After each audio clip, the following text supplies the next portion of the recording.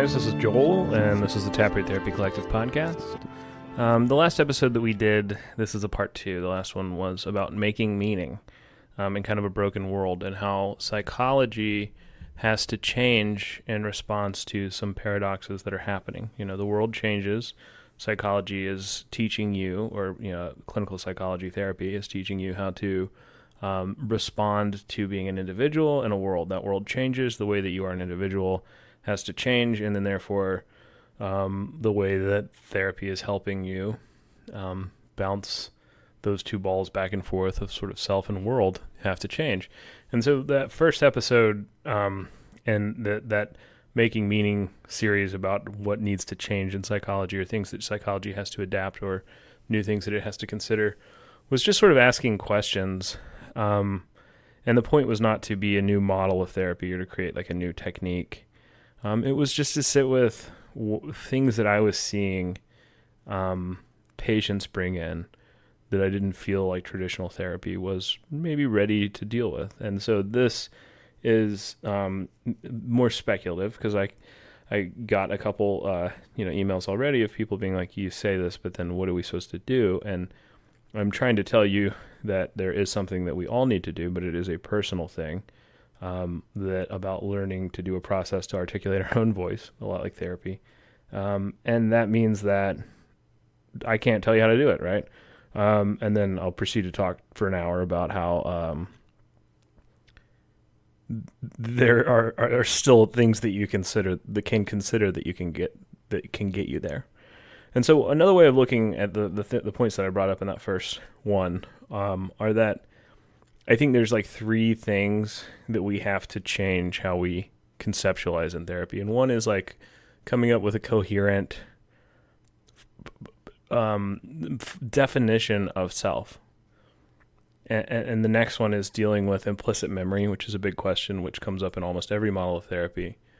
But there's confusion about what it is. You'll see 2 people talking about implicit memory, but they're disagreeing. One person's being like, well, there isn't an unconscious, but we just have somatic protective reactions. And it's like, I don't know, man. The things that I see on LinkedIn, not targeted at me and sometimes sent to me, in a targeted way privately, I just don't even know what is happening in this field, because people are getting degrees with no education. I mean, like the ability of somebody to say, well, Carl Jung is completely pseudoscientific, and then post how they're embodying the archetype of like Mars in retrograde, or just the therapist the post looks more normal about Jung and Freud are old, and Freud is more evidence-based than Jung, but neither is evidence-based at all, or something like that. And then you look on their wall and they're like an IFS therapist, which it's like, IFS is what happens when you put Gestalt therapy together with Carl Jung. And you can ask Richard Schwartz, like he'll tell you in the intro of his book. I mean, that you can read that model and not see how these things work. I mean, it's like indicative of this bigger problem, which is like people act like these things, these models of therapy, like fell from heaven. They're not part of a timeline that is, certain men, certain women, certain groups of people trying to solve like larger cultural problems or solving to larger cultural trends. I mean, everyone acting like this thing is in a vacuum, I think, is this result of the way, not that just that we do, I mean, really the way that we do modern academia around psychology is everybody is so specialized that it's like they don't know anything. I'm sorry, like I know I'm a liberal arts, humanities kid or whatever, but like you have to back up and know the history of how you got here to know what you know. And if you don't know that, you don't know very much, I mean, here's a cost proposition for you. See if you want to buy this oceanfront property. Ready? Okay, so there's this cool thing that you can do. You can write a paper, and it'll be really hard, and you have to have an original idea, and you have to do it in a certain language, which is pretty counterintuitive, but it's its own language. It doesn't really help your point shine or anything, but there's a certain way that we have to do it to make sure that the people who are talking are serious people who know what they're talking about. Without the system, we can't have that. Oh, that's cool. So do I get like a lot of money if I publish an academic paper? Oh, no, actually you don't get any money from it. Oh, that's neat, because, I'm getting my idea out there, and I would get, to be able to maybe publish that later in a way that I would make money, or, if there's an idea in there that's good, I could get the copyright. Oh, no, actually you give your copyright away. You work really hard and you come up with all of these new ideas, and then you just give that away to a company that publishes your work. Oh, that's cool, because they're probably like a nonprofit that's helping academia, accomplish its ends, and we're all in this together. No, actually, they make more money than Google.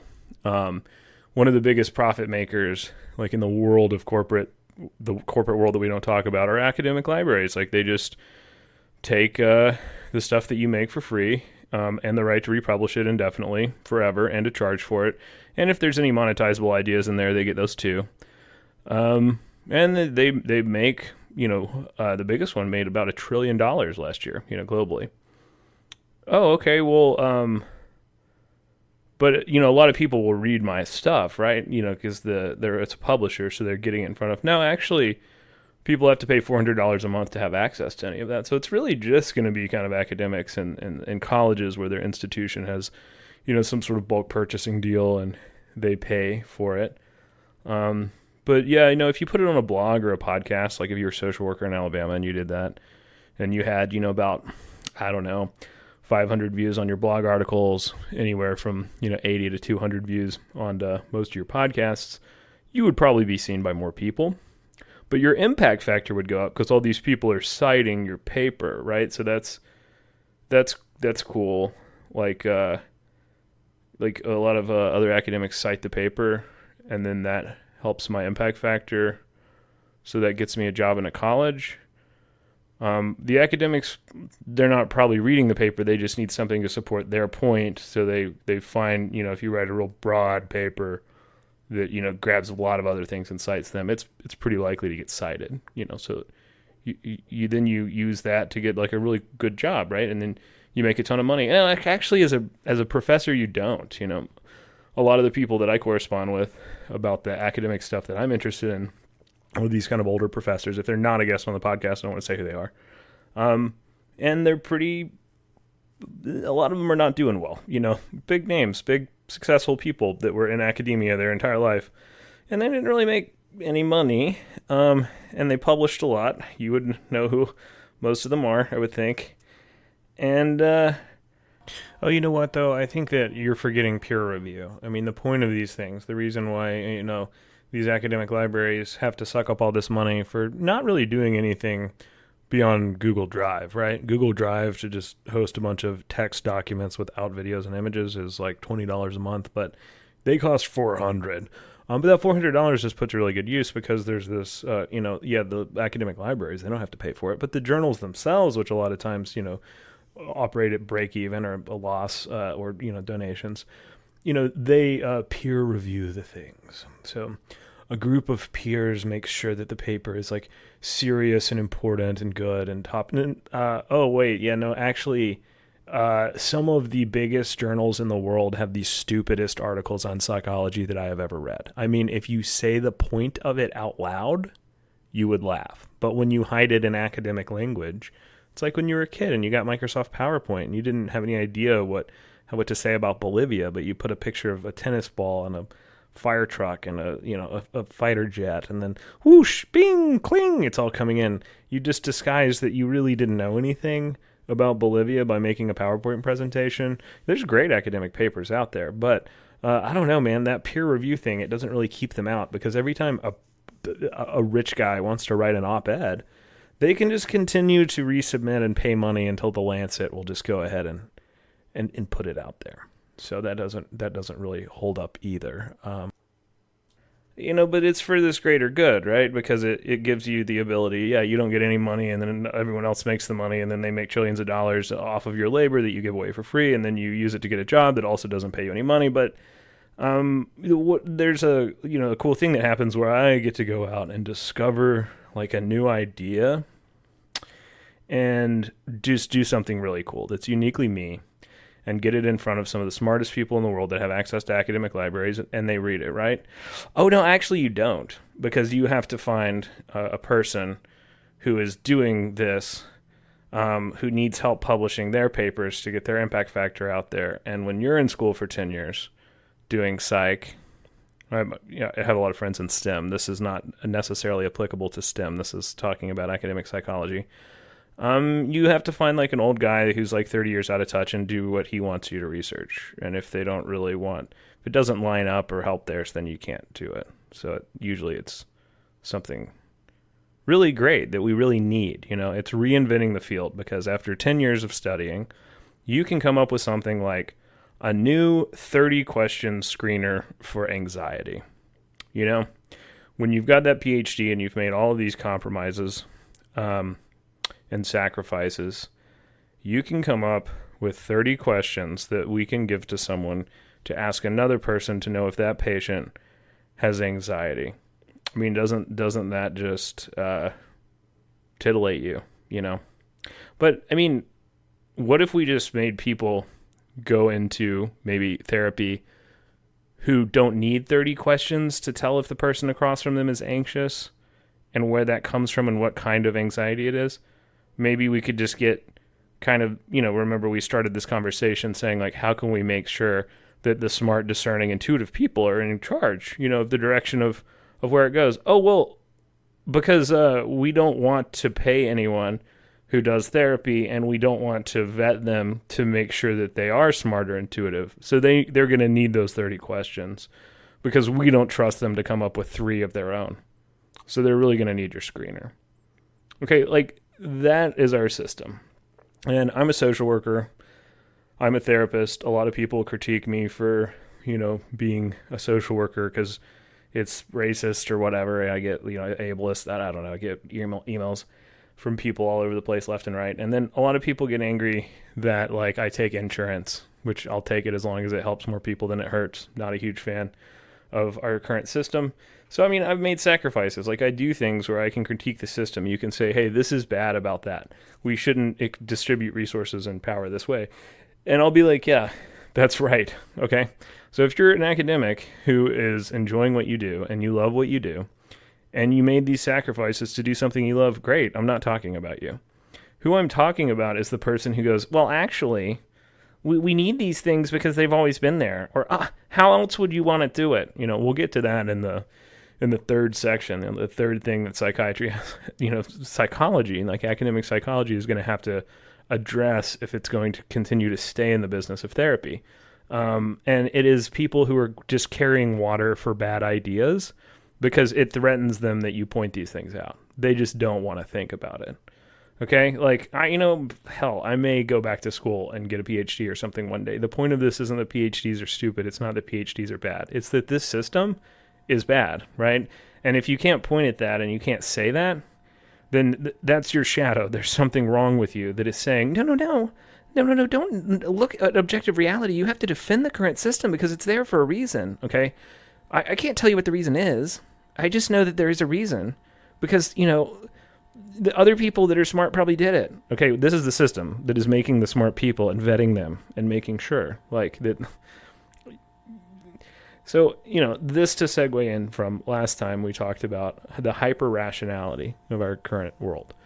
And I think to try and live within these objective systems, to try and turn everything into a number, to try and vet everything, to try and turn, you can do this with science, until you get to quantum physics and you have to start using metaphors again. Science can be pretty objective and empirical. Psychology is a soft science. And to try and pretend that it isn't, to try and pretend that it is this hard science where we can empirically look at everything and we don't ever have to have any intuition or just like sense of self or sense of awareness, or that our subjective reactions aren't important, is insane. Okay, like the hyper-rationality that I talked about in that first one, it's this madness that arises like not from no logic, but from too much of it, from thinking that all we are logic and trying to build a world out of it. And this kind of academic system, which is very useful to, a lot of very moneyed forces, like the way that the DoD does research, the way that we want to like fund things, like that's the reason that it exists in its current iteration. Academia and these systems, like, and I'm not saying it's all bad. I'm saying that's the reason that they exist. And these people now are talking about large language models and like all this stuff. Those people who want to say that you can turn, basically robots into people by, a large language model is a search engine. A large language model, it's just a predictive algorithm. It's a spreadsheet that is going through thousands of little bits of data and saying every time this word was used in proximity with these other words, it was very likely that this word would be used, or the context would be this word, which shares the same contextual, placement 86.9% of the time. So it's a good bet, but it's probability. It's not thinking. I use them to collate data because that's what they're for. But the people talking about this going to be sentient, like this thing going to be alive, like the people who are saying that you can turn robots into people are saying that because they are so cut off from the thing that I'm talking about next, self, that they believe that you can turn people into robots. And not only that, like their attempt to turn themselves into robots is what is good about them. And the system rewards people who think that like that.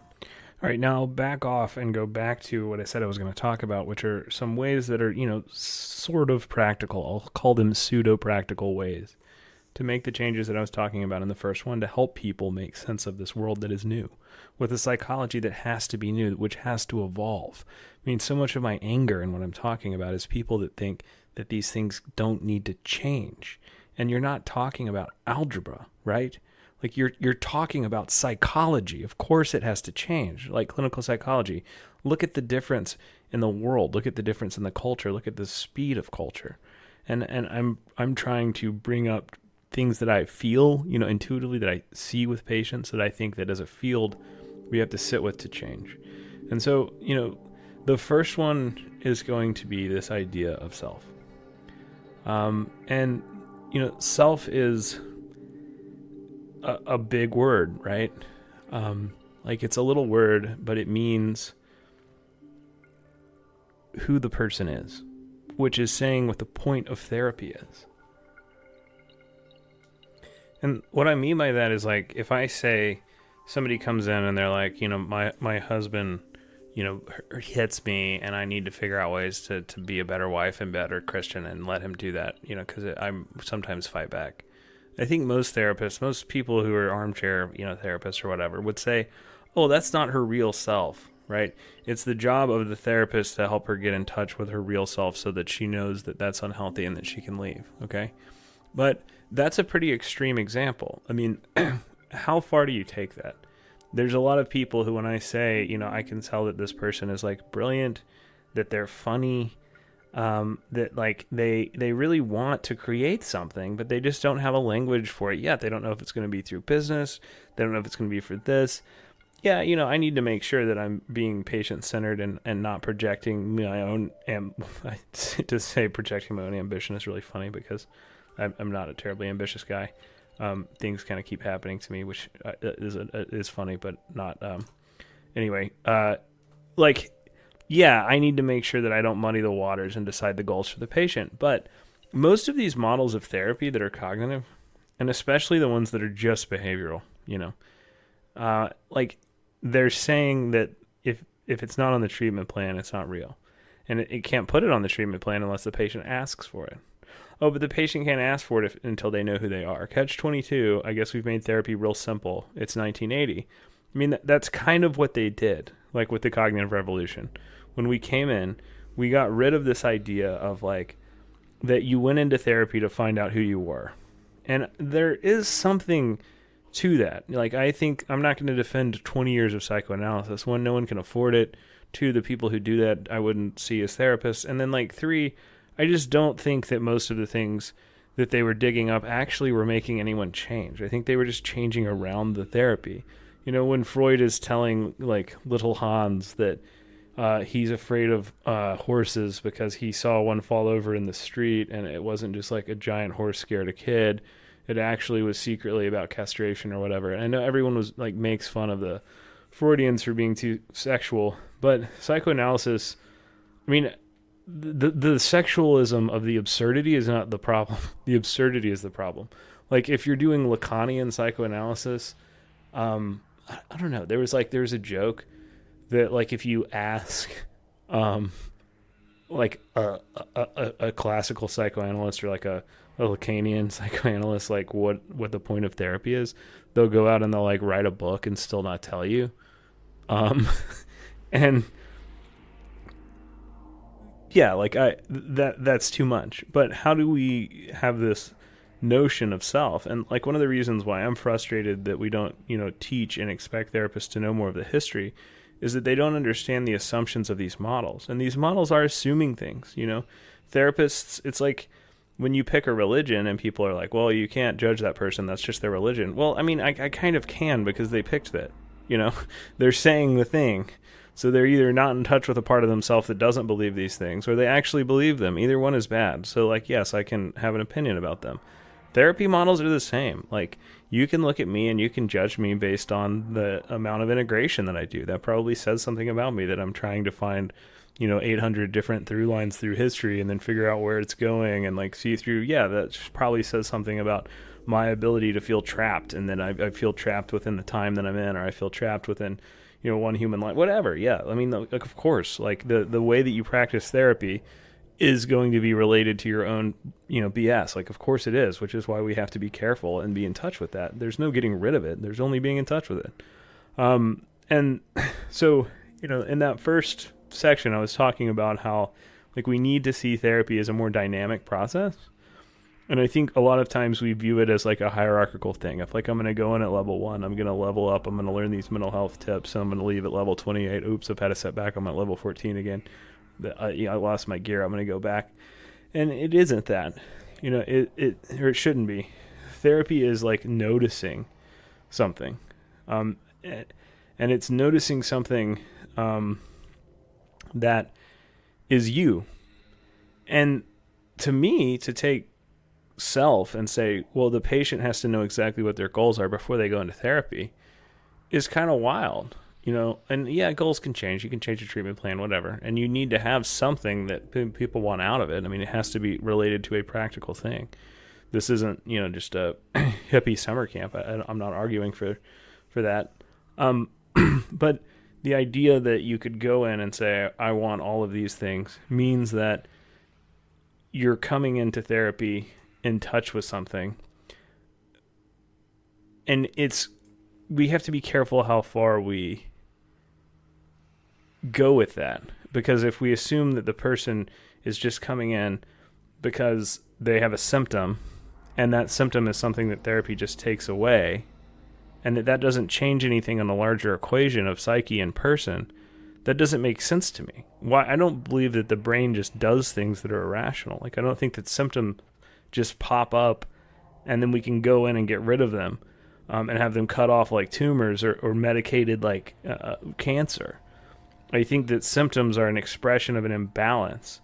And unless you're working with a model that lets you sit with playing with things like balance, things like projection, then you don't understand that symptom on the outside is related to something on the inside that isn't rational, right? Like, this hyper-rationality has kind of done that, and academic psychology has run with it. And it's one of the reasons why academic psychology is going a completely different direction from clinical psychology, which is scary to me. I don't really want to be an academic psychologist, but I realize that is an unhealthy thing, right? If the thing that they're telling you in the hospital, everybody who has all the letters behind their name is saying like, no, CBT is the gold standard. Yeah, we've never been able to reproduce it. When we do the studies, we have a reproducibility crisis, and we can't seem to ever make it work, but we still know that it's the gold standard because it's the most researchable, and therefore we research it the most, and therefore that we find it's valid the most. And we have to remove everyone from the study who just walks off before their plan is completed during session 8 through 15 of CBT. They don't count because they didn't complete the treatment. Well, they walked away because it sucked. Why are you taking them out of the paper? You know what I mean? Like, the point of psychology, again, the second section is to make people effective at doing something, right? And so if you have to throw away everybody who walks away from your model, then it wasn't very effective. And I come back to Jung a lot. I mean, more really than I ever expected to, doing something like this. But one of the reasons why I think that Carl Jung and Jungian therapy has kind of at this point, it's outlasted psychoanalysis. Like, there's less people doing psychoanalysis than are doing Jungian psychology, even though Jungian psychology is still arguably dying and going away. There's like institutes that are doing it. There's models based on it. There's not a lot of stuff based on the Freudians. There's just, I guess there were people who like were technically neo-Freudian, but their ideas don't go back to Freud. When you look at like Winnicott, when you look at Horney, like they weren't. I don't see any Freud in like Neurosis and Human Growth. It's kind of dying, or kind of dead. A couple places in New York, everybody's still in psychoanalysis, but that's just because Anna Freud went there and it's going to die there last. But like the Jungian stuff is a cosmology, and it is a language for a phenomenology in a way that I think therapy has to be. Like, I'm not going to make an argument that we need to go back into Jungian analysis, but I think that's why people can't quite get away from it, is because we lost that. The Jungian stuff was giving you a worldview. It was giving you a way to understand not only yourself, but the way that yourself interacted with the world, and then make that flexible. And that's what I think when people go back and they get really into this, or they, the therapist like takes mushrooms in their 50s and then they decide that they're going to be a Jungian and they start to get into these things, or, just the appeal of Jung. Like, I still see so many young people discovering him and then getting obsessed with it in a way that they don't with Freud. You read Freud because you have to, but he's history. And you read Jung in a way that he still speaks to certain kinds of people. And the reason for that, I think, is that, and this is when I say the idea of self is something that we have to build a coherent sense of what that word means and how to apply it within therapy. Because if you're doing behavioral therapy, right, let's go back to the history of where these terms come from, okay? So psychoanalysis, when Freud starts psychoanalysis, what he's saying is that the self is this product of dynamic interplay. That the id is primitive and instinctual, the ego is a realist or a logical, a logician, and the superego is a greater drive that must decide between them. And he's saying that there's these kind of ping pong balls on the desk ornament going click, click, click, and the energy is transferred from one to the other, even though the one may not move. It's still, connected psychically, physically, and that's an idea that I think people still come back to. Like, if people go back to Freud at all, that's what they go back to. There's so many people that you look at something like relational psychoanalysis, you look at Christian, I forget what they call it, there's some faith-based psychoanalysis thing, which it's kind of, by the time you take psychoanalysis to that point, there's nothing left of Freud except the dynamism. That was what people like. And maybe repression and projection, but of completely different things and in completely different ways than he would have ever allowed you to go. But it's that dynamic nature of self, and that's why he's still relevant, or people, feel that he created something, as that was the first time they saw it, concretely.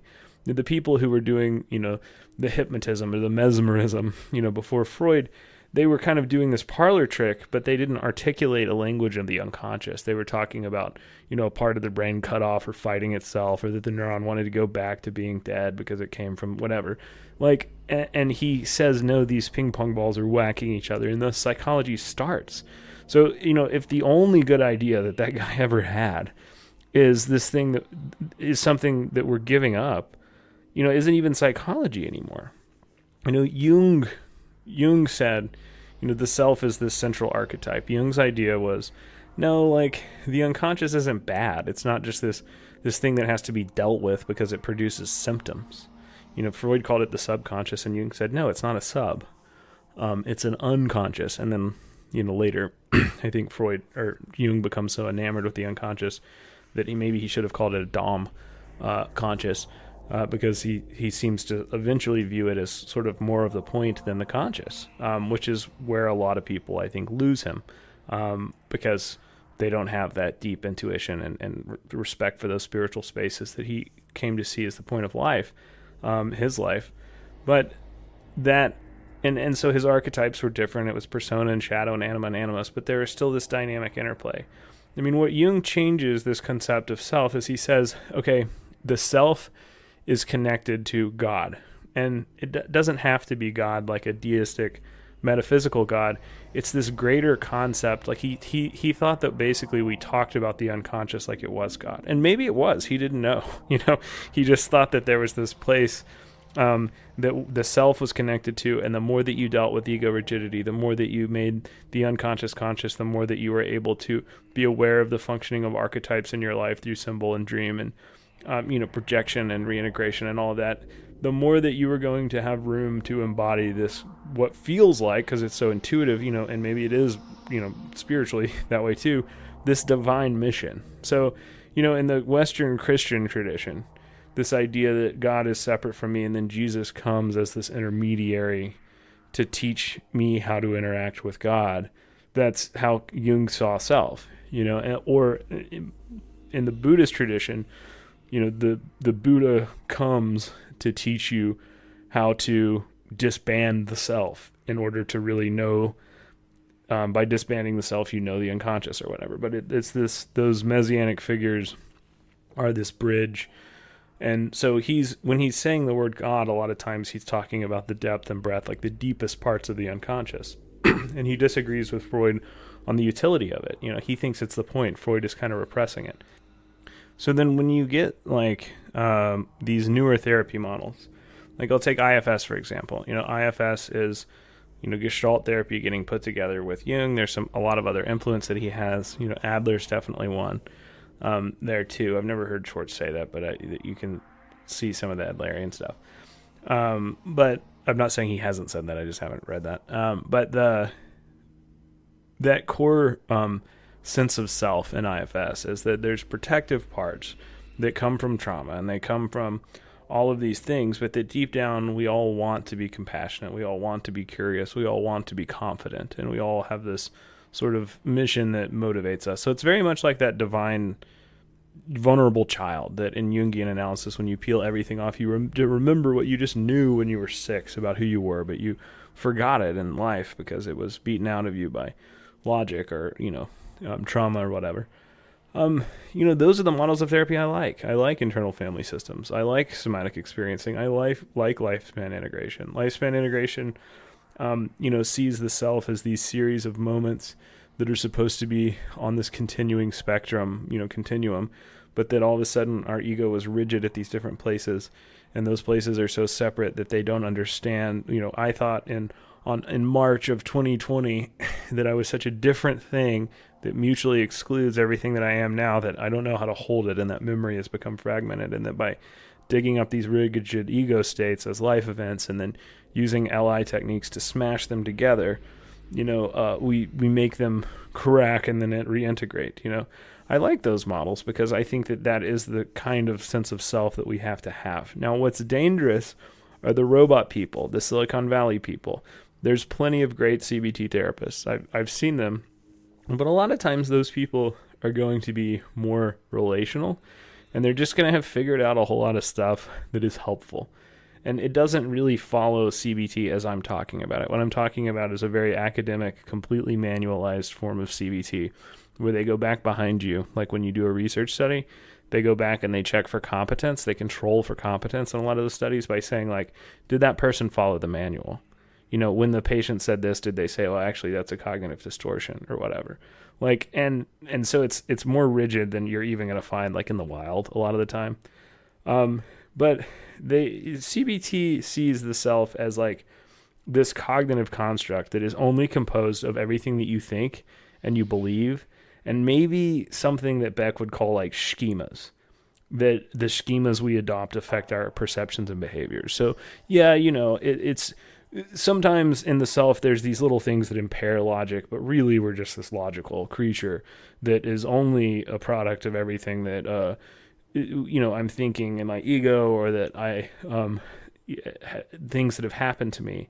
And the self is malleable in CBT, in that like it can be modified through identification and restructuring of maladaptive thought patterns. Like you can like go in and say, oh, well, you're acting irrationally here, so you need to stop. But CBT doesn't even have like a good reason for why, other than that I think his language is that kind of like anti-Freudian ego defenses, that the ego just doesn't want to have anxiety, so it does something illogical. But I hate that. I really think that is so limiting and stupid. When it's taken in the vacuum that academia wants to put it in. If you do CBT, if you like CBT, we all do some CBT, we all do some psychoeducation. I'm not saying that thing is terrible or it makes you a bad clinician. I'm saying that doing nothing but that in the way that they teach it, I think, does make you a bad clinician, Something like ABA, which is, the gold standard according to research for the treatment of autism, is incredibly offensive to me. I mean, it's saying that the self is just a collection of learned behaviors that we've taken in from the environment, and they can be reinforced or be punished. Which, yeah, I used to just be alone. Like, people would act like you were crazy if you didn't like ABA. Well, now I'm watching people get bullied off LinkedIn and like upload things in tears. And I mean, I honestly feel bad for them because that's probably just somebody who went to school and was told by a professor, well, this is this thing that's wonderful that can help people with autism. And then you go upload your, TikTok about it, and all of these Zoomers are yelling at you that you're treating people like dogs. And like, yeah, I mean, you kind of are when you're just doing behaviorism. But like inherent in that model is some icky stuff, that the self is just this distinct entity that, well, it's not even a distinct entity. It's just this product of an individual's behavior history and their current environment. And when you're measuring their change, it doesn't matter how they feel. It doesn't matter how much suffering they're in. It matters, are they doing the thing that you told them to do? I mean, that's not good. To have, like, that is a direction that if we take the self in that direction, you're trying to turn people into robots by saying that we can just be programmed. And I think that's incredibly offensive. And that there's something probably going on wrong with you. Not saying you're a bad person, but if you believe that, I think that you have a lot of trauma. I don't know how you couldn't, because there's something in me that feels like that is limiting. And I believe that, and again, this is my concept of self as a therapist, I believe that thing is in everyone, but that other people have various levels of communication with it and contact with it and ability to feel it, and intuitive people, I think, are sort of gaslit about it, or they want to hide it, but also they're proud of it on this other level. They have almost the opposite insecurities of a different type of personality. The idea of something like Gestalt therapy, where it's more of an energy, that the self is this constantly evolving thing that's always striving for integration and self-actualization, but we can't really label it. We just sort of know when we're there. I think that language is healthy. I mean, there's some times where Jungian and stuff gets so literal, even though I like the theory, it's like, what are we talking about anymore? I mean, we can't fit all of these things from the unconscious into language in the way that modern, Jungian analysts try and do it. Like, I think sometimes we just have to sit with them and feel them and learn to feel them move. When people were saying, well, what do you mean about this boat metaphor at the end of the last part? What I mean is that there's a way to feel something without labeling it. And our ego doesn't know that. If I don't know the name for it, if I can't tell you about it, it's not real. And that isn't true. There are things that I cannot tell you about, not because I won't, but because I don't really understand them yet, but I know that they're there. I mean, if you go do something like brain spotting, if you go come to Taproot and try, something like, SLT, like, or ETT therapy. If you're anywhere in Texas, please go try ETT therapy because it's everywhere there. You feel these things happening in your subbrain that are part of you, but you don't know what they are and you can't even really say it. And then you feel yourself changing, The idea that the self can change is like an idea that we can't lose in therapy. And also that the idea that the self is dynamic. I mean, if you don't want to go all the way through the Jungian stuff, that the self is, this connection to this divine God or divine purpose that we find when we get our ego out of the way and we're able to listen, I don't think you have to. I don't think that kind of therapy is what everybody wants. But if you want to say that the self isn't there, that we're just behavior and cognition, I mean, that's terrifying. And if you want to say that the self can't change, I think that's scary.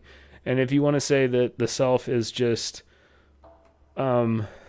this thing that symptoms pop up around and then we weed them out, but there's no relationship to the symptoms. The unconscious is just the source of bad things that we can go through and clear out and get rid of. like we're cutting the grass, that the roots of them don't go deep inside of that thing and feed off of it and have a purpose. If we don't view our internal world like an ecosystem in psychology, that's scary. And I mean, that's one of the reasons why I think people were like, well, what kind of therapist should I find? I don't think it matters. I'm sure there's people out there doing brain spotting that are terrible. As far as modality, I don't think it matters, but there's things you should look at, and one of them is the ability to reflect, to have these conversations and not say, oh, no, this is it, to be open to a lot of different models, to be interested, to be curious. I mean, these are the marks of like an ego that has good, healthy boundaries. I mean, honestly, one thing is like, I think that you should find a therapist that's funny, or somebody that can laugh at themselves, because you know where the shadow is there. Like, humor is this kind of alchemical process where it's this benign attack where we take all these things that we either can't change or we don't want someone to know, or we know that they don't want to know, and then we make it into this weapon to hit them over the head with it, but then we make the weapon silly where it doesn't really hurt them, but it still feels like an attack. I mean, that's what you're doing with humor, is you're taking language and you're weaponizing it, and then you're pulling your punch, tickling, right? Like it feels like I'm being attacked, but I know I'm not. There's this benign attack theory of humor that's kind of replacing the older theories about humors of surprise and things. And somebody who can do that is generally comfortable enough to deal with uncertainty, which is really what you want, because when you're going into a process where the self has to change, you can't have certainty. No one can tell you on day 2 or year 3 of Jungian analysis how it's going to end, because it's about making room for uncertainty so that you can feel who you are authentically, not who you think you were when you came in. And that's something that is really important too.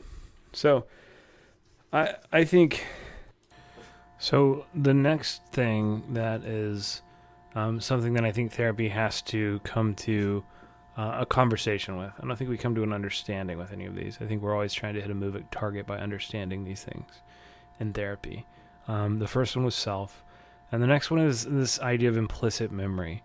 And to connect those, I'll give you this example of like, when you look at an eye, in the back of your eye, in the middle of it, like the retinal cells that see the picture, there's not room for them in the very middle. But the reason there's not room for them in the middle is because, sorry, my chair's breaking and clicking and I can't afford another one, so it's really loud.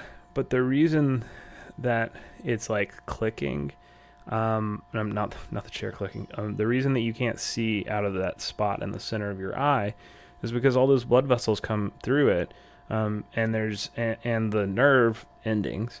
And so there's no way to put, like on the retinal coating, there's no room for the like retina you can't put the nerve cell right on the lens, because they are right on the nerve in the entrance to the blood vessels, because they break up the surface. It's not the perfect lens.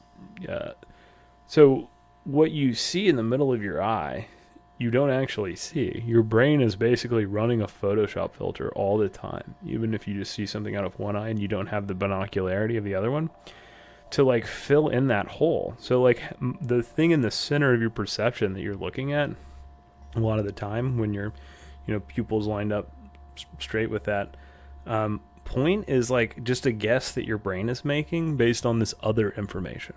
Okay, so it's not actually like a thing. There's always this processing that is happening deep down for you to make a guess. And like a lot of the problems with vision, when you start to lose your vision in the middle of your eye, have to do with those algorithms and the way that signal is being processed, sort of breaking so that it's not done quite right. You get a black hole in your vision. So, I mean, that image, I think, takes this idea of self, which is like who the patient is, right? /was/will be. You can't leave the present or the past out of this idea of self. And also, like, I don't even think you can talk about it without language that sounds sort of religious like that. I think that there is a kind of ineffable quality to what we are, even if that's totally a secular material concept, when you're talking about these people that like change throughout their whole life over time and like don't quite know who they are, It's like what Heraclitus, the Greek philosopher, says, like, mankind can never step in the same river twice, because when you go back and you step in that river again, all the water is left that you stepped in the first time, and you're actually stepping in a new river. You may call it the Thames or whatever, but it's actually, a new thing that's always being born. That we kind of need to have that conception of who we were, who we are, where we're going, inherent in the model of therapy that we're doing. And if the model of therapy doesn't have that built into it, I would be scared of it, Like, what is it? The Greek mystery cults, where they're trying to, like, strip your identity away and make you ask these deeper questions and be in touch with this. And, like, one of the rituals you go through, and they would yell these questions at you, and you're walking across a bridge and somebody yells, who are you? And you're like, I'm, a Greek name. And then they're like, what are you? And you're like, I'm a human. I'm a Greek. I'm a Christian. I'm in the cult of Diana. I'm, you have to come up with some way of labeling who you are as being part of a group or not part of a group, something of reference to something else. And then they would be like, where are you going? Or, these bigger questions. And the first question is usually easy to answer, we think. And then the second question makes us wonder if we answered the first question right. And then the third question makes us wonder what the question is, And if it fails that test, what am I? I'm behavior. Where am I going? To different behavior. Who am I? I am just a cognition and behavior making organic thing. That's a sad answer. I would put the therapy model through the test of these mystery cults and see if it actually can do it. So that as a bridge to this idea of implicit memory. What you see now in academic publishing is people talking about implicit memory or primary, secondary, and tertiary types of memory. And, going all the way back to Jung and Freud and whatever, Freud says the subconscious is just this trash can, all of the sex and violence that we're feeling all the time. We can't express because civilization has made us repress it, yet it is natural, yet our logic now says that it is immoral. And so, that's what is down there. And Jung says, no, it's different. He sees Freud as somebody who's extremely extroverted sensing and is kind of dealing with that. His shadow is involved a lot with sex and violence. And then, Alfred Adler, Jung saw as someone who was an introvert and a thinker, his shadow had more to do with relationship. And that was what was scary to him, or that was what, these kind of balance of powers and where people get their implicit assumptions about the world. So the unconscious is what we used to call something like implicit memory. But the thing is, we're forgetting that the point of therapy isn't what we know.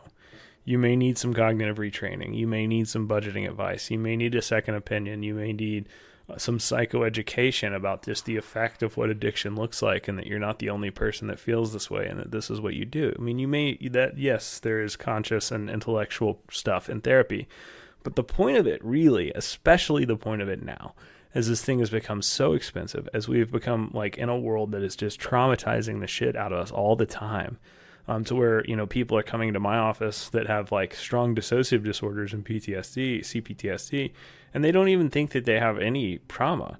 And then, I don't fight with them about it. I'm not going to say like, oh, actually, we have this diagnosis. I'm just like, let your eye do the talking. Like when you go and you have a completely disembodying experience on the ETT light device or doing SLT or doing brain spotting, and all of a sudden you relive all this stuff and you see how much it was controlling like the muscles in your back, and then I couldn't even put my hand up this high because I was always trying to keep my arm down to protect myself. All these things built into our somatic memory and all of that. Like, yeah, you had CPTSD, man. Like, you that actually had more of an effect on you than you know, and your ego's saying, but it's not affecting the way that I'm thinking. But it is affecting your body, and it is affecting the way that you feel, and that is affecting the way that you think. We want to protect ourselves, me, like, listen to the last episode, like, by maybe being like, I don't like the word intellectual, but by feeling like there is no perspective that we don't understand, like across history or whatever. And like, yes, of course, that's a reaction to pain and powerlessness and like all of this stuff in every therapist's background. The good ones just know how to admit that.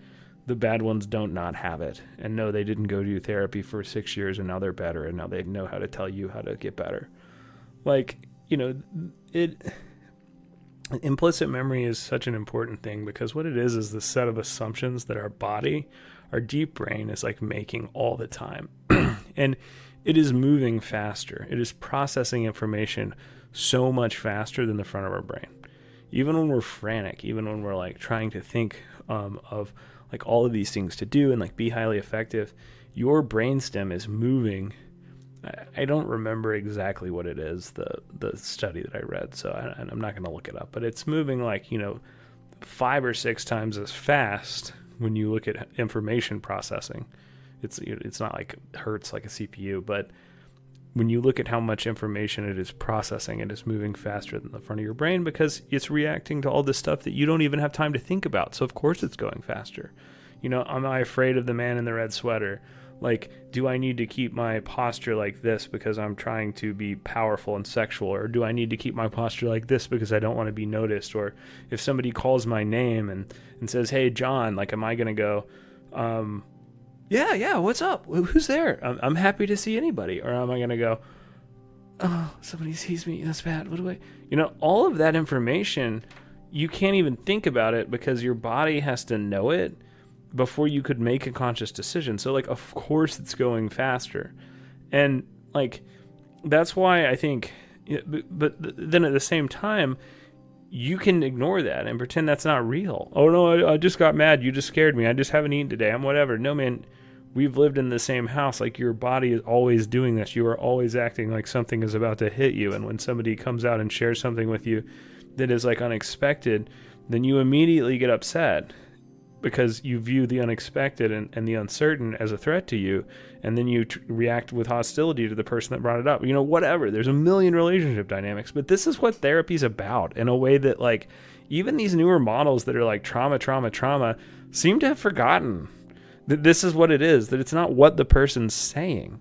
It's why they're saying it. It's not even what they're feeling. It's why they're saying that thing. Why do I have this image of myself this way? Why do I have this image of the world? How is my body holding that? I mean, I really hope she can come on the podcast because she's so good. But one of the physical therapists that we work with in Birmingham, she's not at Taproot, but we refer a lot of trauma patients to her, and she does pelvic floor work. And, she's like, how can you look at somebody's eye and know what they're doing? Know how to, pull them through this trauma or whatever. And it's like, well, their eye looks here every single time they say they feel trapped with mom, and then they get overwhelmed and I see their posture do this, and then I don't even have to look for the brain spot anymore. I just know to go there. But she's like, Aaron, she's like, how can you do that? Well, I'm like, how can you just touch someone's back? I mean, because I have these patients who, like, they're, strong, powerful people who don't, you can't cold read them. Like, they are extremely successful, yet they have these, episodes of dissociation or whatever. And Aaron will just touch them and be like, I feel like there's a little boy that's like 6 or 7 and muscles right here. Your body doesn't like this posture. I can tell I'm getting a jerk off of it. Why don't you just go into this position and like move them into this position? And then so many of them have said that their first session is this, that they were feeling fine. They were like, yeah, fine. I'll get in the fetal position. I'll get whatever. And she just put their body in a way and pressed on their back in a way that they cried for 30 minutes. And that was the first physical therapy. That's why I think we're very integrative at Taproot. Not everybody needs physical therapy that has trauma. That's not what I mean. But their body remembers this stuff. I mean, you look at like people talking about the body remembering things somatically. Like you look at Jung talking about the unconscious, that these things show up as symbols because you can't know them. Like you can't, like even if you tell somebody, even if you point it out, you can't know. You can think about it, you can analyze it, but you can't know in the present, oh, I'm making all of these assumptions 200 million times faster than my brain can even like think in language, so I'm going to move my shoulder this way. Like, you can't. The way that those traumas affect you are as like dreams. Your relationship to art, your relationship to your mythology, which now, for a lot of young people is like video games and their trauma informs like how, and their attempt to heal themselves gets them into these kind of fantastical worlds where they're talking about these concepts through symbolism. And we have to come to an understanding in therapy that like the unconscious it's not like, oh, Jung was wrong, he was a pseudoscientist, but now I'm a brilliant genius who has discovered tertiary memory, which is a level of cognition that is beneath the second level. But also, no, like implicit memory, what your brainstem is doing, like, is the point of therapy, kind of. I mean, maybe the point of a healthy life, of learning to be effective, I think what trips us up is that we all gravitate when we're talking about things like the unconscious or the implicit memory or somatic reactions to the language that we like. And the somatic experiencing person goes to Peter Levin or Pat Ogden, and they're like, oh yeah, like the way that I'm sensing this in my body, I'm judging the experience, but really I need to just be with it and accept it. And instead of pushing it away from me, I need to suck it up inside of me. And then the intuitive feeler person goes to Jung and says, oh, wow, it's the king archetype. I don't want to hold authority. I want to get away from the authority. So I need to make myself stand up tall like a king and put the crown on my head. And when I'm telling the person that they have to pay me more because I deserve it, because I'm a big professional on the phone, I'm going to pretend to hold this scepter and my body will embody this mythological archetype, and that will give me and then the the cognitive behavioral person is like, write down the feeling 100 times, and then we'll start to notice that every evening at sundown you write down anxiety or some word that's bad, so you have diurnal depression. And like you're getting depressed before bed. We've found the frequency, intensity, and duration at every different time of day. And there's a million different language to the schema therapy. Like, I guess one of the ways that psychoanalysis is still around is coherence therapy. That's an interesting one. It's like a time limited version of psychoanalysis, which is an interesting concept. But yeah, all of these things are using a different language to talk about the way that the base of your brainstem holds memory, and those are these implicit reactions, and they're not just the Bessel van der Kolk, the body keeps the score, these places in the body, and they're also not like just the Jungian mythological, your relationship to the world and how you conceive of the self and how that interacts with other people. They are a reflection of both of those together, right? Like, they are the way that ball is bouncing back and forth. Like, who I am internally is reacting to this outside world externally. And like the thing that I feel in my body is also a symbol. One of the weirder models of therapy that I think was the cream doesn't always rise to the top when you look at what's the most popular, but look up Process Therapy by Arnie Mindell, man. Like, that one is fascinating because like he says basically that there are channels in the subbrain, and that so many of these guys are really some of the best models of therapy ever that are also the least known, like voice dialogue. They came out of the ex-Jungian analysts that got like pissed from the 70s to the 90s, and they left. I mean, pissed like angry, not pissed like drunk. Maybe they did that too, but I don't have any evidence of that or reason to believe it. And they left the Jungian institutes, and they said, I want a direct experience with these things. I'm tired of analyzing them forever. James Hillman, I think, was onto something and then became wrong about it. Like Hillman's always right about like the first thing that he believes, but archetypal psychology doesn't work because, one, you're not post-Jungian. You're not a Jungian anymore at all when you throw away this concept of the self. Like, you need that to be a Jungian because the self is also connected to God in that model. And I'm not saying you have to believe that or use that, but if you don't do that, you're not a Jungian. But like the Stones, Sidra and Hal Stone, have this idea that there's all these sub-personalities and that you analyze each of them.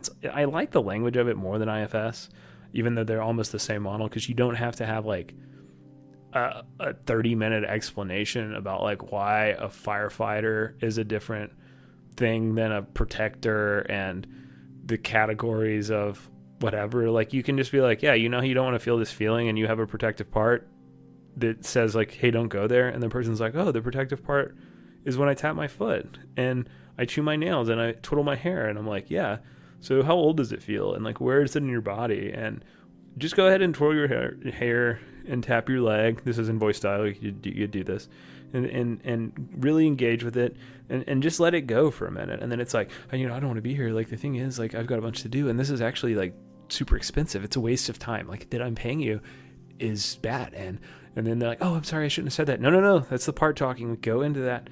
And you get to engage with all of these different things inside of someone that disagree. I mean, it's kind of like, I see a lot of DIT in therapy. And one of the things that I think is like, everybody should at least, like, it teaches you a ton to work with DIT because everyone thinks that way. Like, not everyone has amnesia in between those parts, but there is no veil. Like, you're staring directly into implicit memory.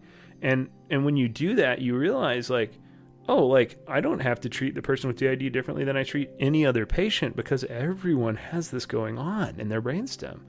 I'm just doing therapy in a way that, you know, honestly, they have to have a lot of insight into right away because they can't even pretend that this world isn't real in the way that so many other people have the luxury of pretending, oh, no, I don't feel angry. I'm not angry with you, sir. Please stop telling me that I'm angry. You know, like, a person with dissociative identity disorder, they don't have the luxury of pretending like, oh no, I'm fine, most of the time.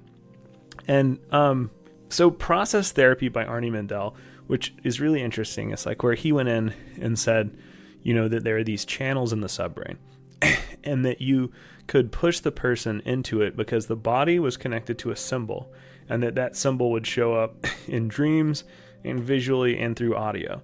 And I think he takes it to an extreme. The model's interesting. Like, I see what he's doing, but one of the things that Arnie Mindell will do is, and I'm not saying he's lying. He probably picked his best case studies. It just, when they're all collected in a book, it's kind of funny. But like, in every single one of his like case studies, he'll also like cure cancer. Like, he'll be like, and then she never was afraid of her mom anymore, and the doctor told her that her incurable cancer was cured. Like, there's just too many. I don't know. Like, don't pick all the case studies when you're anonymizing them where somebody overcomes like a fatal illness.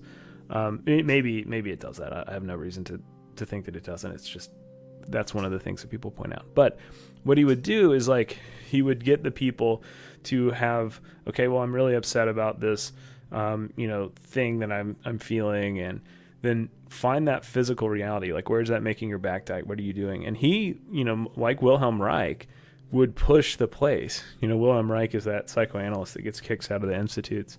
He also believes in aliens and kind of goes crazy. Well, not that believing in aliens is crazy, but when you think that you can shoot aliens down with a lead pipe in your backyard, I don't think he was doing that. I think that was wrong. But Reich would push and say that there was psychic armoring, that when somebody had an emotional issue, their body became tight in a place. And he would make them get in their underwear, and I think he was in his underwear too. Am I making that up? And then he would like punch and hit and massage those places until the person like stopped. And a lot of it's very weird.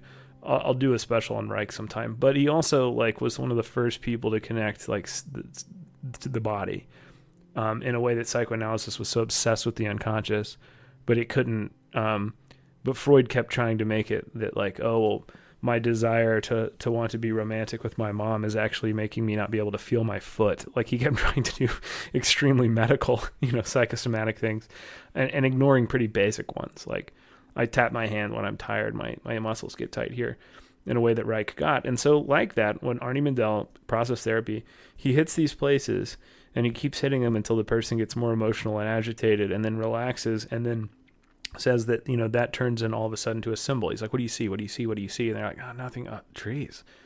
I'm remembering whatever. And that these things come up. I remember when I was running away and I was afraid and I hid in these trees after school, and he's like, keep going on the visual channel. And then when the channel runs out of information, he would say, switch channels, go to the audio channel. What do you hear? What do you hear? Go back to your shoulder. Notice your shoulder. Where's your shoulder hurting? What do you hear? And the person would be like, oh, I hear the bullies, you know, coming after me, whatever. And then, Mendel would say, okay, now switch channels, go back to the body. Oh, now it's in my foot. I just feel my whole leg just feels like it's, heavier and hot. Okay, tap your foot, move.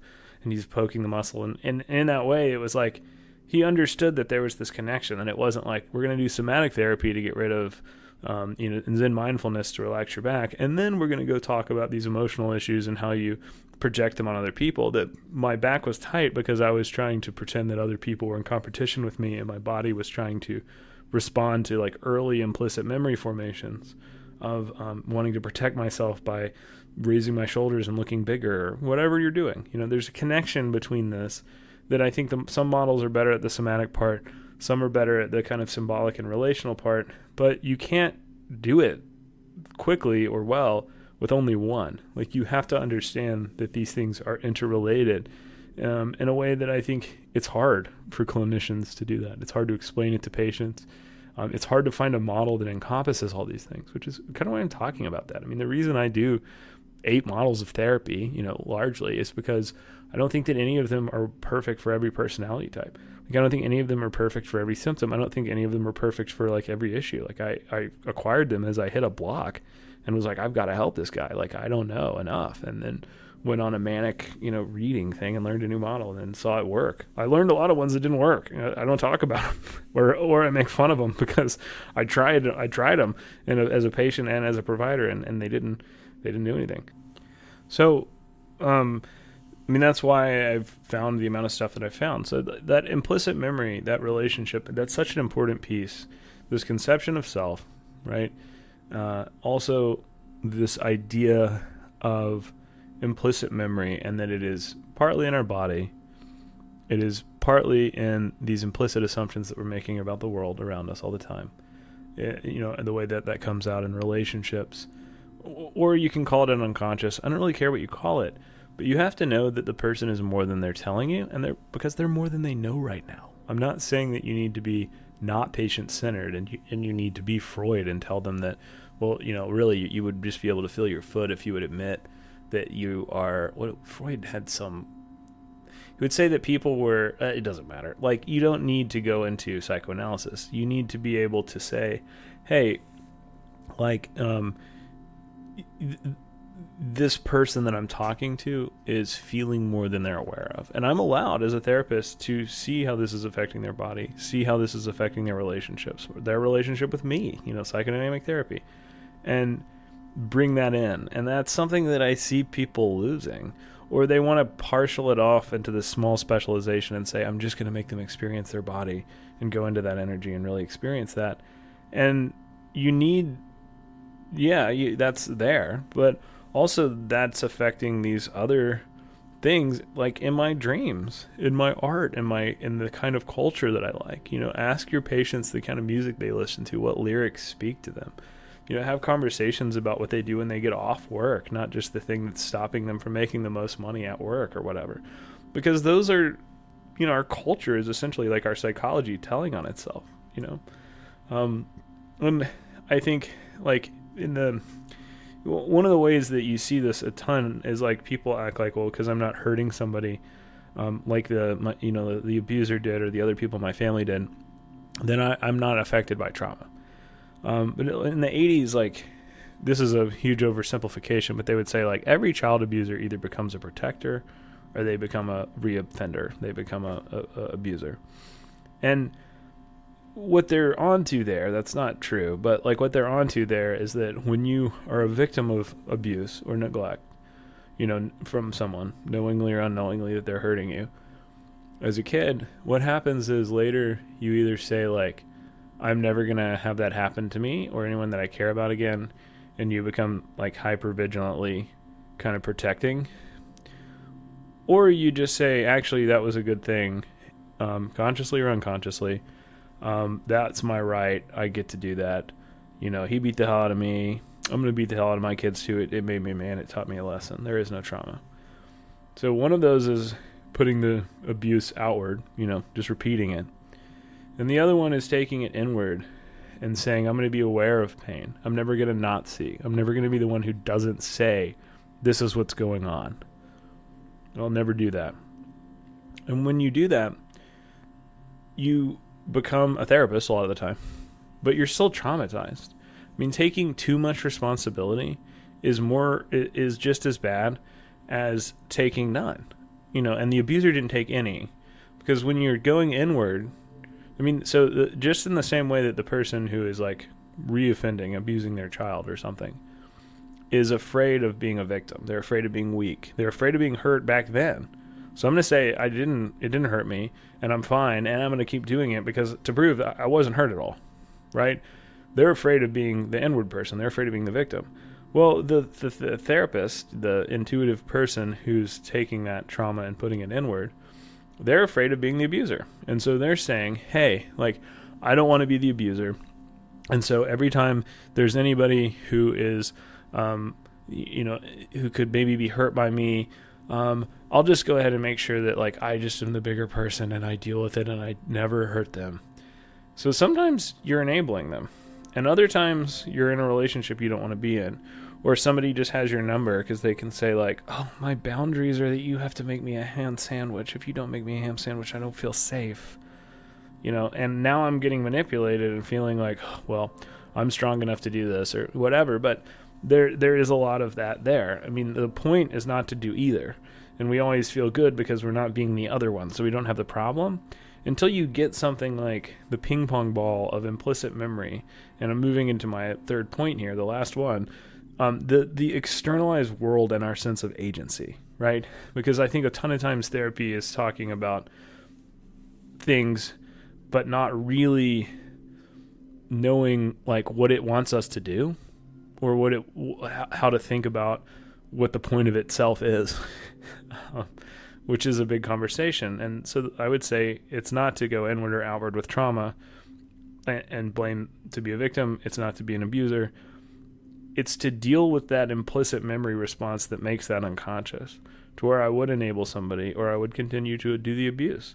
It's to go inward and see that implicit memory is like, I'm afraid of being that either in the future, the abuser in the future, or I'm afraid of being the victim back then. I can't even deal with how weak I felt. So I'm going to say that it was good and it made me strong, and I wasn't actually weak then. I never have to deal with how I felt. Like, people don't say these things in that way, but therapy models that are good have to conceptualize this stuff in a way that lets us see it. And we're never going to get the metaphor perfect because we're in a part of the brain that doesn't speak English, and to a certain extent it doesn't understand time. Like, it thinks that we are the same age that we were when we were abused, which is why it's doing this thing to our body, is because it doesn't know time. I'm going to take a break and read a Robert Penn Warren poem called The Riddle in the Garden, right? My mind is intact, but the shapes of the world change, and the peach has released the bough, and at last it makes full confession. Its pure has departed like peach fuzz, wiped off, and we know now how the hot sweetness of the flesh and the juice-dark hug, the rough peach pit, we know its most suicidal yearnings. It wants to suffer extremely. It loves God, and I warn you, do not touch that plum. It will burn you. A blister will be on your finger, and you will put the finger to your lips for relief. Oh, do be careful not to break that soft gray bulge of the root skin, for exposing that inwardness will increase your pain. For you are part of this world, and you think that I speak in riddles, but I am not. The world means only itself. So a lot going on here. Like, why I picked this one, I read this at a Jungian conference, and didn't go over well. Well, I think that Simone Bay quote is what really threw him. But you got some Garden of Eden stuff. Like, if you reach for the fruit, which, why does the fruit want to be eaten, right? It has a seed in it. And we wouldn't pick it up and eat it and go drop the seed somewhere so there could be a new tree if it didn't taste good. So the peach is suicidal. Like, it wants to die in order for itself to live. But then also, if you touch it, your finger will blister, and you will put that finger to your lips for relief. So don't break the gray bulge of the blister-like fruit skin. So the fruit itself is the blister. Like the fruit is a blister that is hurting in pain and suicidal. That when we eat drops a seed. By exposing this inwardness, we increase your pain, for you are part of this world. You think that I speak in riddles, but I am not. For the world means only itself. To take that peach, that first like fruit, and leave Eden, separated us from God. But it also taught us what God was in a way that we didn't know before. I think Edward Edinger would have loved this poem. The world itself is the garden here, is the blister, and it is the fruit. Life is a swelling, and you can't have one part of that process without accepting all of it. And so that swelling and the growth of the fruit is also the swelling and the growth of a blister of pain. And the peach only exists to be eaten, to die, and we eat the peach to grow the next one. So not to touch the suicidal peach is to not touch life itself. For to live is to be hurt and to grow. And this process has only the meaning that we allow ourselves to give it. So to touch the peach is to become part of the world, like Adam and Eve found out. It hurts and it blisters, and we put our finger to our lips after touching the fruit. But we also know that we are ourself, and we also know God. Like we know we become separate from the system enough to see it.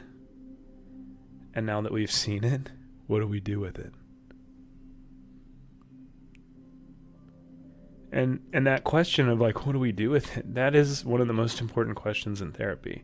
It's one that I can't answer for you, and you can't answer for your patients. And you really can't quite answer all the way for yourself. Not in the ego, not in the intellect. Because where you answer that question is going to be in implicit memory. It's going to be in this place where you go in and you see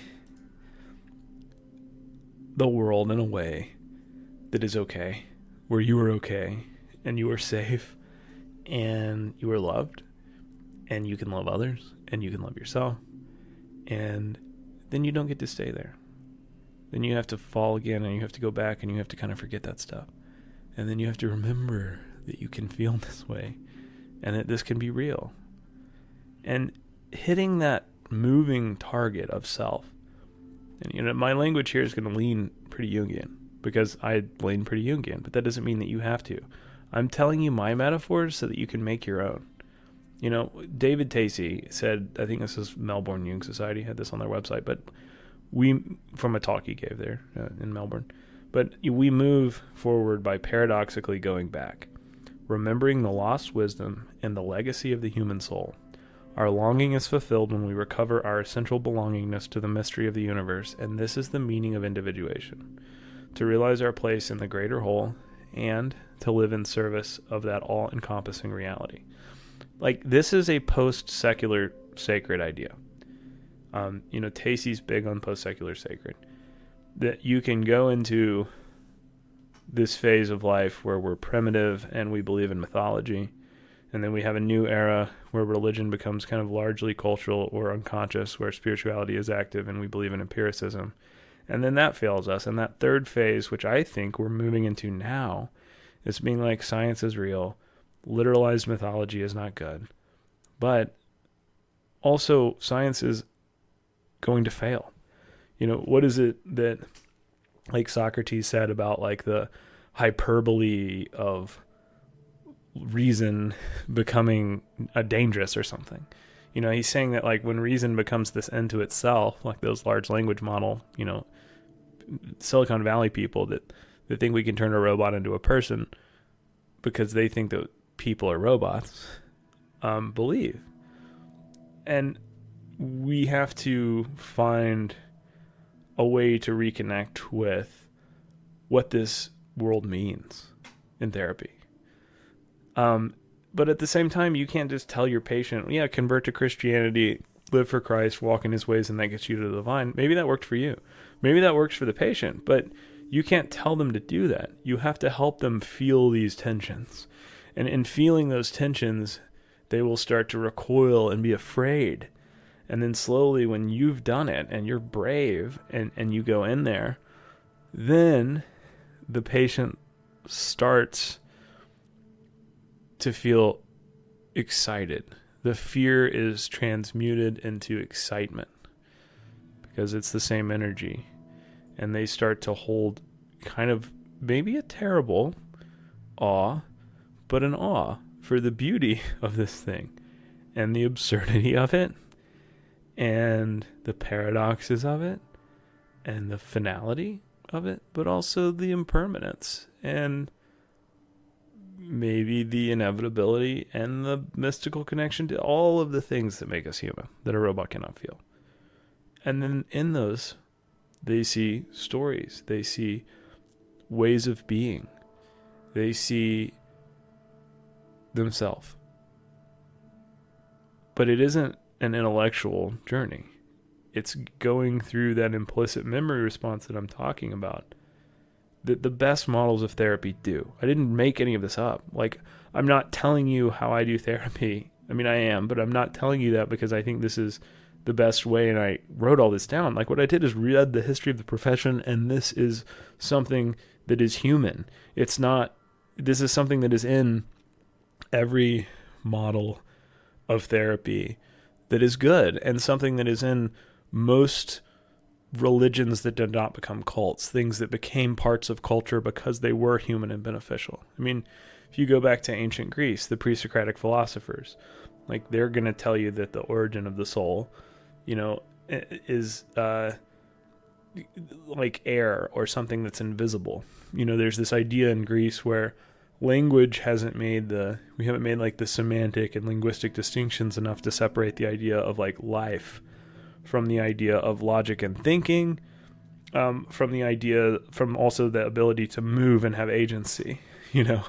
Like Aristotle says, there's like a vegetative soul that is like a vegetable that just means the thing's alive, like a mushroom. And then there's, the sensate soul that is able to like go and move and do something that an animal has that a mushroom doesn't. But that there's the rational soul.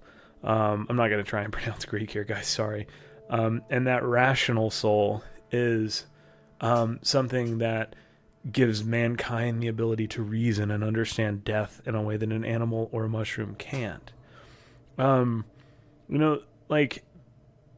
These are attempts to separate the phenomenology, this experience of being human, into these things that let us make sense of it, that let us see the world and see ourselves. Because like the reason that, and that's why this was kind of a hard thing to structure, is that I needed to talk about three concepts, but all these concepts definition are reflexive to each other. They're like tarot cards. You can't like discard one of them and get rid of it. And because you can't discard one of them and get rid of it, that means that you have to talk about all three of them to talk about any of them. The self is always in communication with the world. That idea of who we are is always being colored and overcorrected by implicit memory and trauma in that area.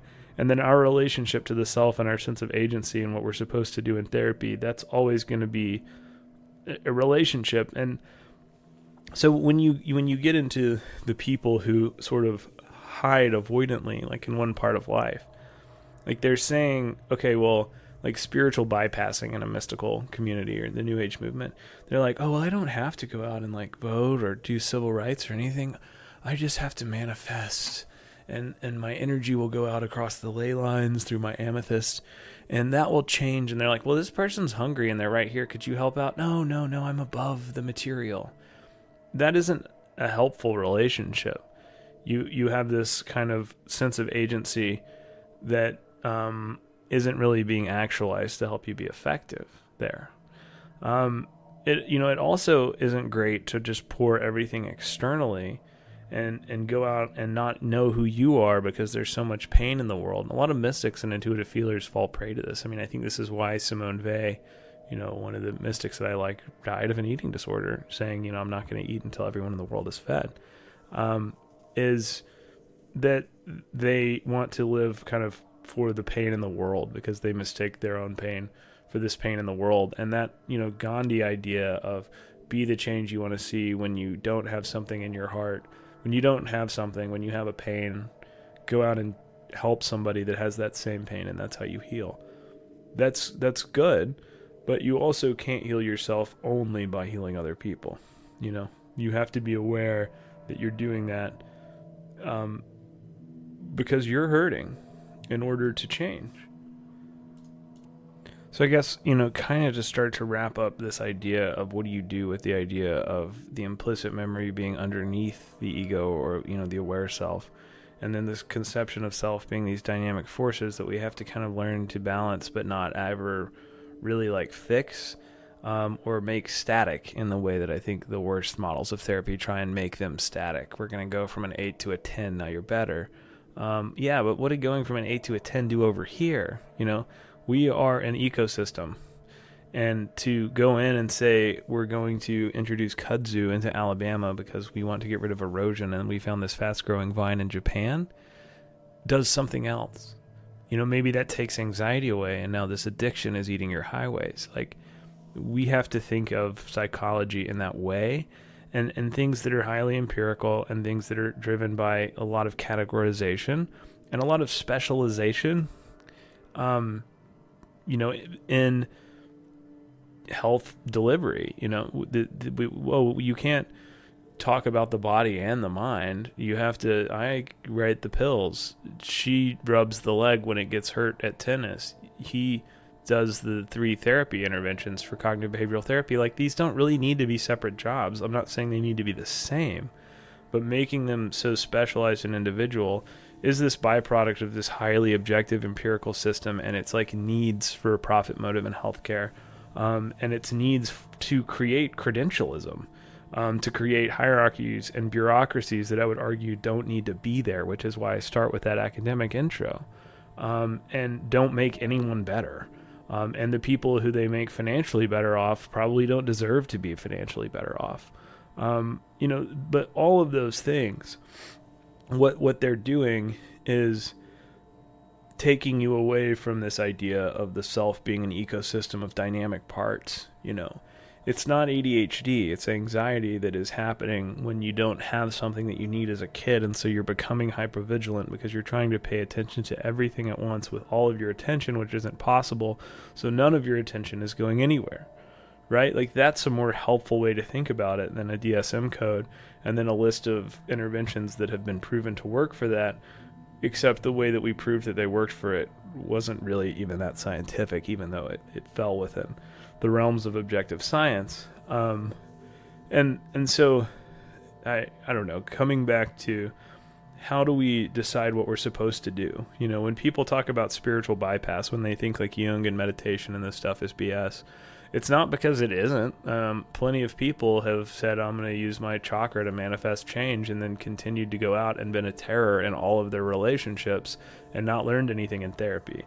That's what the New Age people would call spiritual bypass. Mindfulness in a vacuum, I don't know if that is going to make you grow up. Just in the same way that one person may take psychedelics and have this incredible intentional experience, somebody else may just watch the band on stage be kind of trippy looking. You turning off your ego doesn't have to teach you something. And so saying that the point of therapy is just to dwell in implicit memory forever, I don't think that's true. It's to have a relationship between these internal things that we have in our concept of self, and understand how our implicit memory is making us interact with those things in an external world that is real. Your subjective and objective worlds are real. And when I'm saying that we have to bring both into conscious awareness and make both of them a part of therapy, I don't mean we have to balance there's objective life where I do work and subjective life where I do yoga and art, and I need to have both work-life balance. No. What I mean is that they have to be reflective of one another, that they have to have a symmetry, and that if we're not making a kind of therapy that is bringing those things into awareness as being connected through this relationship to the internal external world, oh no, it doesn't matter, I just dealt with it with my amethyst energy. Like, maybe you just don't want to deal with it, and so you're pretending that a rock is magic. And I'm not saying that rocks aren't magic, or that you can't have, crystals and things that mean something to you. It's that, is the thing that you're trying to do actually solving the problem you're trying to solve? I think the goal of therapy is to make you effective at being yourself. And we've obfuscated that by playing with the definitions of these words and sometimes trying to remove the concept entirely from therapy. And it doesn't work for me when you get rid of any of them, because you can imperfectly know what the self is. You can imperfectly see implicit memory. So yes, these are going to be muddy concepts. It's a soft science, but you can't lose that the point of therapy is to make somebody effective at being them. Once you start to try and get rid of that and make it more medical than that, I think you've lost me. There has to be a symmetry between these internal and external objects. Like, they have to be synced, and we have to realize that this is a reflection. That, like, yes, my religion does say something about my fears. My art does say something about my ambitions. My avoidance does say something about my rage. That, like, these things are connected in a way that we've just kind of given up on connecting. And what happens when you don't make this jump is evil. I mean, it is evil, not like Hitler or somebody goes out and sometimes that happens, but the majority of the reason that evil happens is that somebody says, I can't even look at this system that is so self-evidently awful and helps no one and just say it's bad. I'm not asking you to say it out loud. I'm not asking you to change it, to have a political answer, to even care about it. I'm just saying, like, when we look at this and say, this doesn't work, this is bad. If you have a reaction where you're like, oh, but you can't say that, and what, like, that's evil, right? Because what you're doing is cutting yourself off from you. Because you already know it. You're just having this because, of things going on, implicit memory reaction of like, you're not allowed to know that, I'm not allowed to know that, we're not allowed to say that. And that is, I think, not only the solution to the problems that, clinical therapy is having right now, trying to find a place in the world, and in healthcare and in life and culture, but also the root of its problems, is people not doing these things, doing therapy, and then making the problems worse by avoiding them. Let's stop avoiding them. There's like one of my favorite moments in any movie. There's a documentary called Into Eternity, and it's about Finland trying to store nuclear waste. And it's this teeny tiny country. It's not like they're making the majority of nuclear waste in the world, and they're like, this stuff is toxic and lethal for 100,000 years. So how do we keep it away from people for 100,000 years? Because our civilization's like, a couple thousand old that we even know. Like, will there even be people around? And if they are, they may not speak English. Maybe we should put scary spikes on stuff, and those scary spikes will tell people who may not even know English or have survived a Holocaust or desert, climate change, whatever. They're trying to prepare for everything. They're really just so genuinely trying to solve problems that are 100,000 years from now in this movie, which is so funny because we're in a world that can't solve a problem that's, right in front of its face. And the scientist who's in it, he's just talking so dry the whole time about and it's translated. So it's like just adjusting his glasses and being like, well, the Rottingers will go down, the half-life is this, and so 100,000, but it's lethal for whatever. And they keep asking him these questions that have a poetic sensibility, and he just answers with rote science. The last shot in the movie, it's a documentary, so I'm not spoiling anything. I don't know. The last shot in the movie is them looking at him, and you've watched this film where just the concept of 100,000 years has sank down on you, and you keep being like, yeah, long time.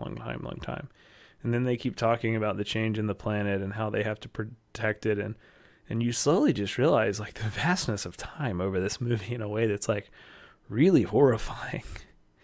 And then at the very end, the director asks the scientist a pretty technical question, and he answers, and then he says, when you think about the future, do you have hope? And the first time he doesn't say anything, and he just looks to the side, and his glasses kind of droop down, and he sheds a single tear.